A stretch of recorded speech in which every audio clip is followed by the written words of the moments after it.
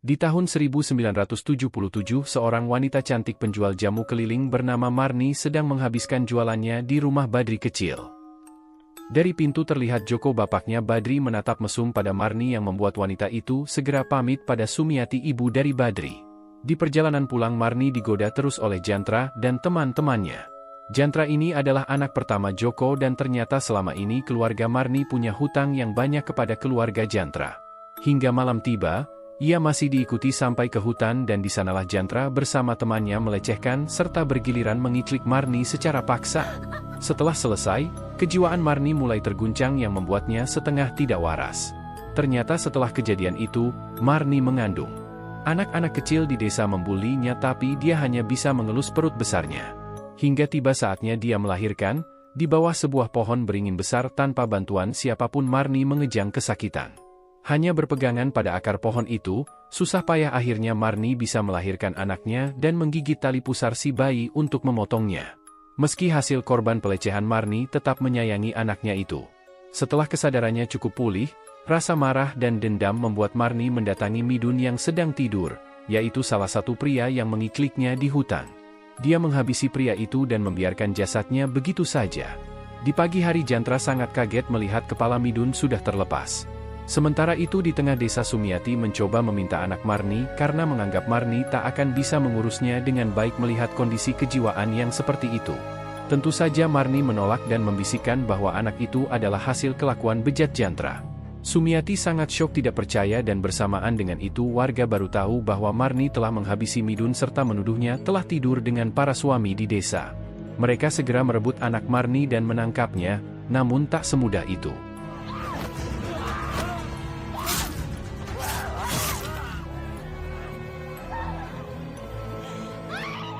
Terjadi perlawanan cukup keras hingga Marni tertangkap dan dilucuti bajunya. Beramai-ramai warga membawa Marni ke pohon beringin besar tempat dia melahirkan. Saat melewati rumah Sumiati, Marni sempat berhenti menatap wanita itu yang membuatnya merasa bertanggung jawab atas kesalahan Jantra. Sesampainya di pohon, dengan penuh kesedihan Marni memelas agar anaknya dikembalikan, tetapi warga sudah sangat marah dan segera menghabisi Marni dengan cara digantung menggunakan tali tambang. Akan merasakan apa yang saya rasakan. Betul saja, setelah kematian Marni, sering terjadi anak kecil tiba-tiba hilang di desa itu yang ternyata adalah perbuatan Marni yang sudah menjadi hantu wewe gombel. Dia menculik anak-anak nakal maupun yang kurang cinta kasih sayang dan perhatian orang tuanya sebagai bentuk balas dendam dan hasratnya yang ingin merawat anak kecil.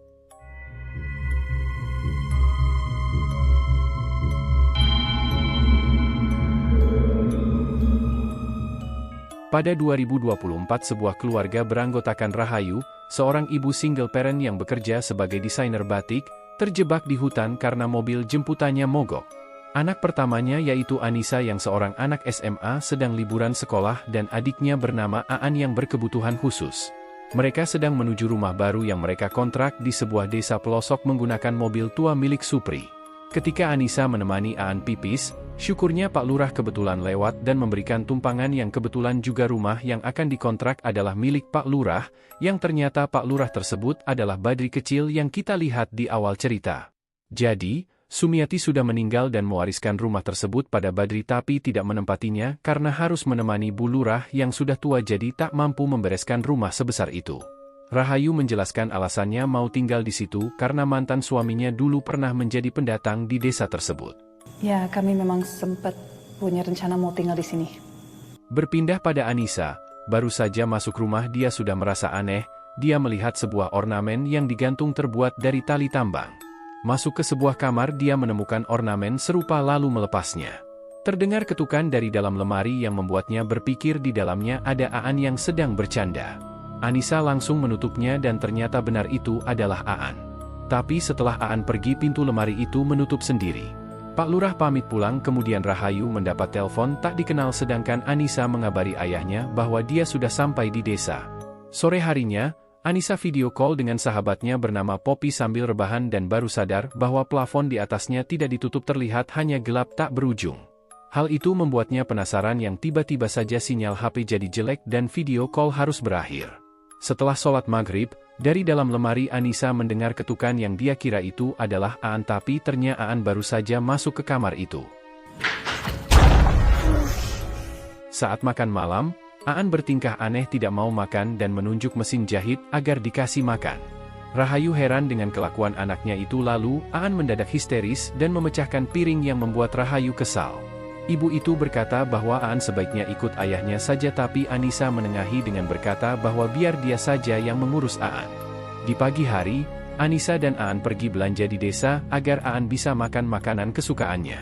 Di tengah jalan Anissa digoda oleh para preman kampung. Awalnya Anissa tidak menghiraukan tapi salah satu preman itu mengatakan kata yang tak pantas sehingga Anissa berhenti dan melabrak preman itu. Mereka mengintimidasi Anissa karena berani melawan tapi untungnya datanglah Tama, anak muda baik di desa itu. Mereka lalu berkenalan namun Tama menolak salaman karena bukan muhrim. Ternyata Tama adalah anak Pak Lurah, makanya preman tadi tidak berani melawan meski menang jumlah. Sange kan kue liatin pahanya. Sesampainya di warung, Emmy pemilik warung langsung menyadari bahwa Anissa adalah orang baru di desa itu. Saat Emmy mengambilkan ikan, Anissa melihat ornamen yang sama seperti di rumah sedang menggantung di sana. Ternyata di halaman rumah, Rahayu sedang membakar sekumpulan ornamen tersebut tanpa tahu maksud dan tujuan benda itu. Setelah belanja Aan dan Anissa main ke sungai. Anissa menelpon Poppy mumpung sinyal sedang bagus. Tapi Poppy tak melihat Aan yang tadi ada di dekatnya. Anissa langsung panik dan menemukan Aan sedang bersama gadis setengah waras yang memberikan ornamen dari tali tambang di bagian atas sungai. Gadis itu bernama Irma, tapi Anissa bergidik melihatnya dan segera membawa Aan pergi. Menjelang malam, Emmy segera mengemasi dagangannya dan memanggil anak-anak untuk segera pulang masuk ke dalam rumah. Aan yang masih bermain di ruang tamu mendengar suara salam dan ketukan pintu. Perlahan dia mengeceknya tapi dia tersentak karena suara salamnya jadi mengerikan. Dari belakang Anissa mengelusnya lalu Aan memeluk kakaknya itu tapi dia merasa sangat aneh. Dia membuka mata ternyata sedang berada di luar rumah dan terlihat kakaknya memanggilnya dari pintu rumah. Anissa kemudian menceritakan tentang Kancil untuk mengantar Aan tidur, namun saat membacanya tiba-tiba cerita Kancil berubah arah menjadi kisah kematian Marni. Anissa sempat berhenti untuk mencerna kisah itu yang seharusnya tidak diperuntukkan anak-anak. Lalu di musola desa, Tama sedang sholat sendirian. Dia didatangi sosok Marni yang menangis lalu tertawa seram mengganggu Tama yang sedang beribadah, namun lelaki itu tak gentar. Anissa juga baru selesai sholat dan merasakan ada sesuatu yang turun dari lubang plafon gelap di atasnya. Setelah diamati ternyata bayi yang dibedong dengan diikat tali lalu tiba-tiba ditarik lagi ke atas. Ketika Anissa menyentri lubang itu tak terlihat apapun bahkan ujung senternya pun tak ada karena begitu gelapnya. Gadis itu bergegas menghampiri ibunya yang ternyata sedang menjahit tanpa sadar sambil mengigau. Rahayu akhirnya dibangunkan Anissa dan kembali ke kamar. Saat pagi tiba Anissa terbangun karena tangisan Aan yang dimarahi ibunya sebab mencoret-coret kertas kerja sang ibu. Anissa menenangkan Aan dengan menyentuh telapak tangannya berputar-putar dan akhirnya mau membantu kakaknya memberesi kertas berserakan di sana. Rahayu sangat kesal karena dokumen itu harus siap dalam bentuk print karena kliennya tak mau jika berupa soft file. Kebetulan juga tinta printernya habis sehingga Anissa menawarkan untuk pergi ke kota minta tolong Tama untuk mengantarnya beli tinta tersebut dan buku gambar untuk Aan agar tak mencoret-coret pekerjaan ibunya lagi. Di tengah desa para preman sedang membuli Irma. Anissa yang kebetulan lewat menuju rumah Pak Lurah kemudian menolongnya yang membuat gadis itu senang. Sampai di tengah jalan Anissa melewati pohon besar tempat Marni digantung.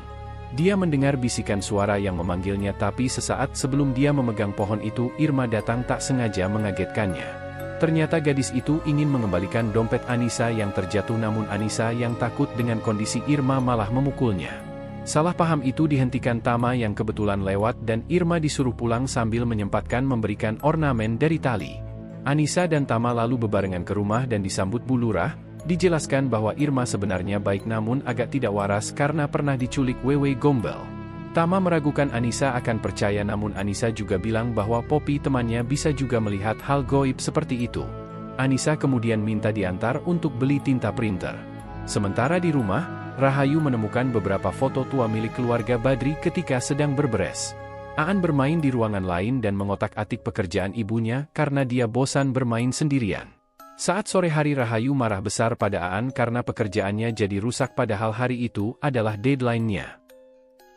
Anissa yang baru pulang melihat Aan sedang di luar sendirian tapi Rahayu menghukum Aan tidak boleh masuk rumah.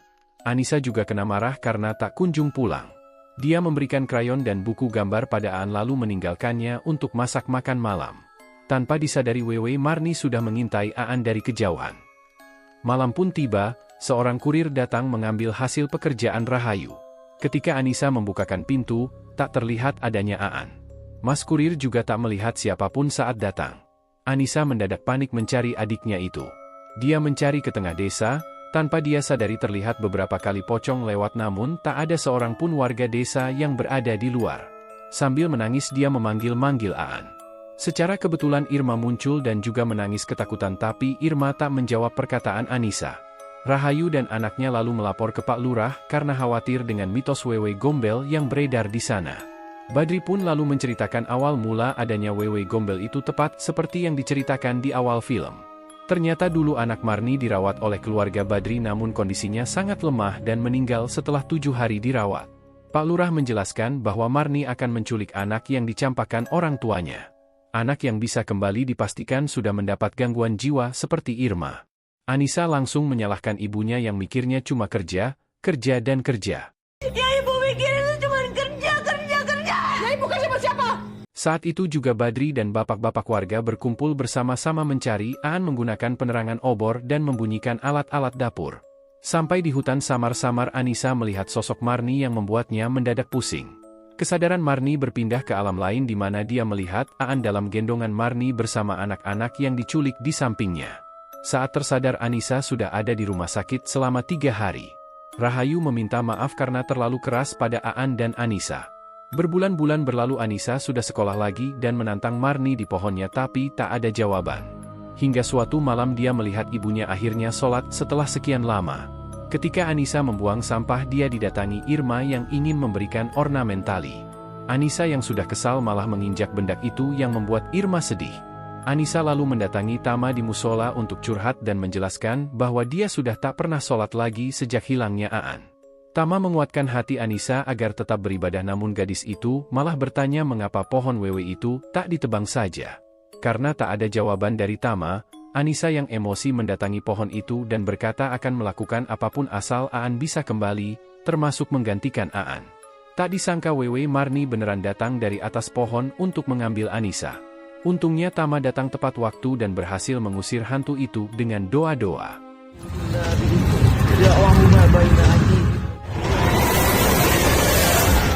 Ketika Rahayu sudah berpasrah dan berdoa dengan sungguh-sungguh, dia mendengar suara Aan dari depan rumah.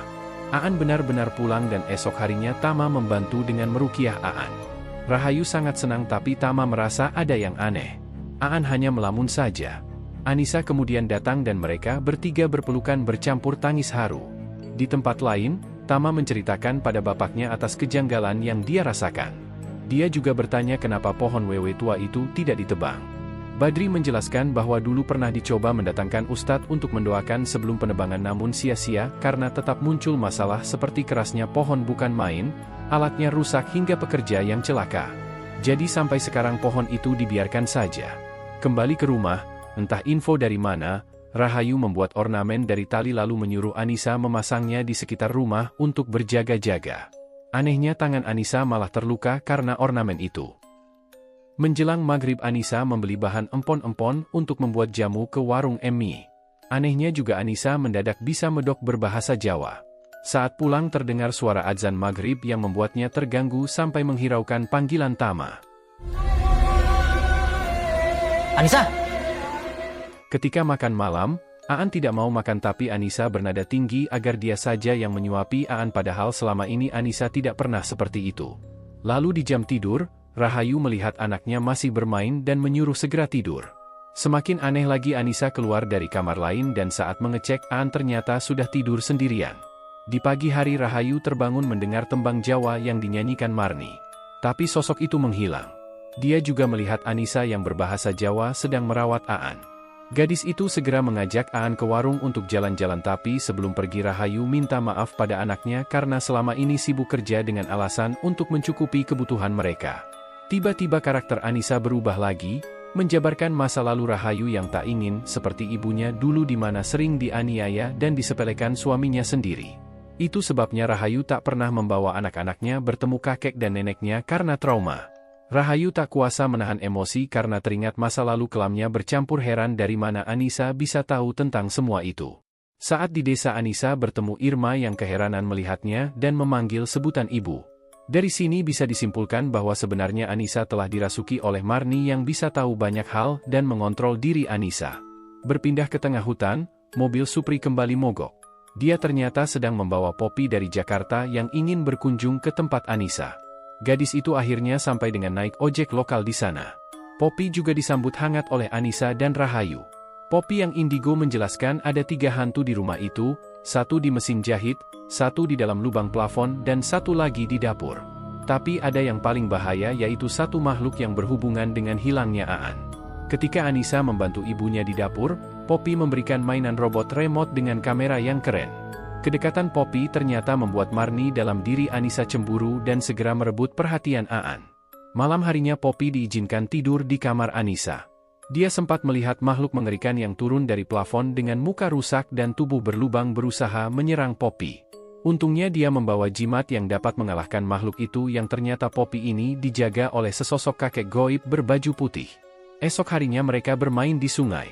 Poppy bilang Anissa tidak seperti dulu dan Anissa juga mengiyakan bahwa kadang dia merasa tidak ada di badannya sendiri sejak Aan ketemu. Mendadak, Aan berteriak tantrum ingin bertemu dengan ibu. Mereka segera membawa Aan pulang dan Anissa masuk duluan. Poppy dihentikan Irma yang memberikan ornamen tali dan mengatakan bahaya. Poppy tak sengaja menyentuh badan Irma yang membuatnya meretrokognisi masa lalu Irma yang pernah diculik Wewe Gombel. Irma dipaksa makan belatung dan diajak pergi ke dalam hutan namun dia berhasil kabur. Sementara itu di dalam rumah, Anissa dan Poppy melihat Aan bercerita pada sosok tak terlihat dengan lancar yang dipanggilnya ibu, padahal biasanya dia susah bicara. Anissa mencoba bertanya tapi kemudian pintu tertutup sendiri. Poppy mencoba membukanya tapi suasana langsung berubah. Anissa kerasukan dan hanya tersenyum menggendong Aan. Nah saat makan malam, Poppy mulai mengecek kesadaran Anissa. Dia bertanya berbagai hal seperti kapan mereka kenal, kue ulang tahun yang mereka rebutin hingga Anissa menjadi tak nyaman karena keberadaan jimat Poppy. Anissa lalu beralasan membuatkan Aan susu ke dapur. Kemudian terdengar ketukan pintu dari Pak Lurah yang membuat Rahayu pergi. Badri dan Tama datang untuk mengundang Rahayu dan Anissa bergotong royong membersihkan area dekat pohon tua karena akan dijadikan pesantren. Poppy lanjut mengecek Anissa menggunakan robot kamera ke dapur dan terlihat Anissa bertingkah aneh. Poppy langsung mengkonfrontasi Wewe dalam tubuh Anissa dengan jimat kerisnya. Anissa sempat menggores lengan Poppy lalu pergi dan menyerang orang di dalam rumah. Jadi ini biang keroknya.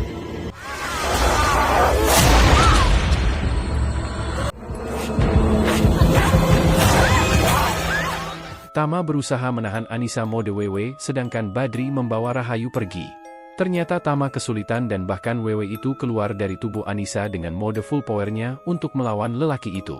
Sedangkan Poppy berusaha membawa Anissa ke tempat aman.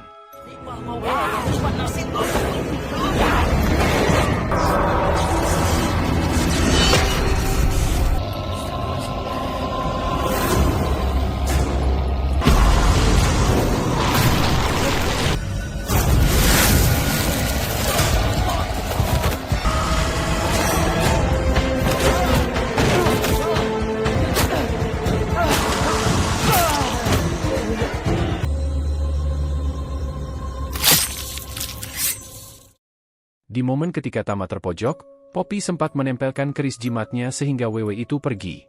Terdapat aksara Jawa di buntelan keris itu yang katanya diturunkan secara turun-temurun di keluarganya. Anissa kemudian diikat karena khawatir akan dirasuki lagi. Di saat Rahayu memegang Anissa, Marni kembali merasuk dan menggigit tangan Rahayu. Badri juga disapa olehnya bahkan Tama yang mencoba merukiah jadi kewalahan karena di balik pikirannya bisa dibaca oleh Marni bahwa Tama sempat bernafsu saat melihat Anissa.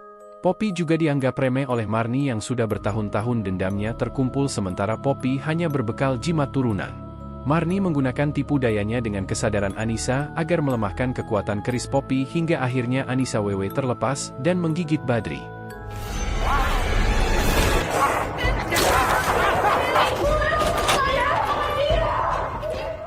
Situasi jadi kacau, Poppy dihempas pingsan, dan Tama digigit dihantamkan ke lantai.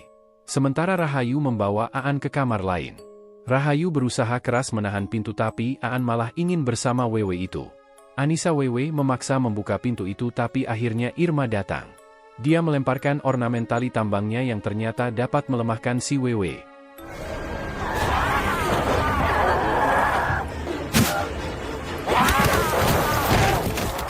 Namun pertarungan itu berujung jatuhnya mereka berdua keluar rumah. Setelah itu ternyata Marni sempat keluar dari tubuh Anissa dan berusaha merebut Aan. Tentu saja Rahayu tidak menyerah. Dia mencoba membuka hati Marni agar Wewe itu bisa mengerti perasaannya sebagai sesama ibu. Perlahan Marni kembali ke wujud manusia dan memeluk Rahayu yang merasa butuh pengertian karena masa lalu kelamnya. Tapi Marni tetap menghabisi Rahayu sambil meneteskan air mata karena lebih memilih Aan dan segera menghentikan penderitaan Rahayu. Marni lalu membawa Aan pergi sambil menyanyikan senandung Jawa. Kembali ke Anissa, dia tersadar dari pingsannya dan melihat Aan yang dibawa terbang oleh Marni ke alam lain yang disaksikan juga oleh Irma. Esok harinya, Rahayu dimakamkan dan Anissa berjanji akan menemukan Aan. Saat berjalan pergi dari sana, ada sebuah makam keramat yang ternyata itu adalah makam anak Marni. Poppy juga menceritakan tentang masa lalu Irma saat diculik Marni yang dibawa ke pohon besar. Anissa menyimpulkan bahwa makam keramat itu dan Irma adalah langkah awal mereka untuk bisa menyelamatkan Aan. Poppy berjanji akan membantu sahabatnya itu dan Tama juga ikut karena dia ingin menuntaskan masalah keluarganya dengan Marni.